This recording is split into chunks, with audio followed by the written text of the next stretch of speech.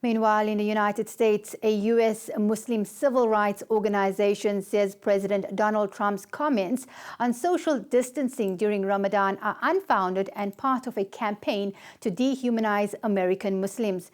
The U.S. president had said on Saturday he hopes U.S. Muslims will be held to the same social distancing standards during Ramadan as Christians at Easter. Executive Director of the Council on American Islamic Relations had this to say. President Trump continues his campaign to dehumanize and dehumanize American Muslims and people of other faith communities and people of color other than Christians in the United States. He has been doing this for years. And to single out American Muslims in his press conference for what he called special treatment during the month of Ramadan is unfounded. We follow science and we follow the guidelines of health and local and state officials' guidelines. And that's why we have been conducting social distancing and our mosques have been closed.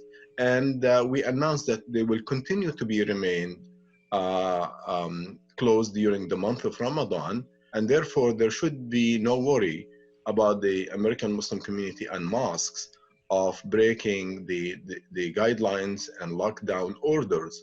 Unlike the president himself, who does not believe in these things, he does not follow the advice of scientists and healthcare professionals, and he just is careless in his decisions, the same way he's careless in attacking and singling out the American Muslim community for what he believes will be special treatment during the month of Ramadan, which is not true. We see it from the numbers, a skyrocketing number of those who have been affected and impacted, and the number of American deaths because of his failure of leadership. So obviously he's trying to distract people's attention from that and just to focus on his re-election campaign. The election is not now, but he's building up a campaign similar to the one he initiated years ago that led to his presidency, which is anti-Muslim, anti-Black, anti-Mexican, anti-women.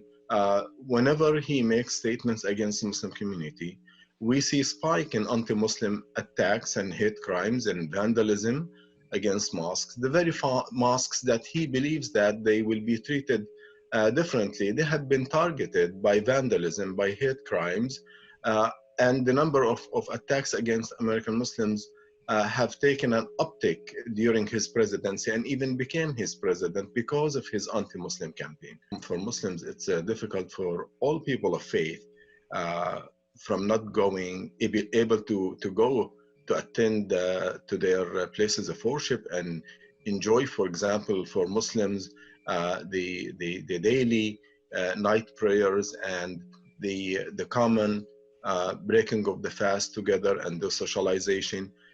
But we put our health and the benefit and safety of our families and our neighbors and our fellow Americans above some of these rituals.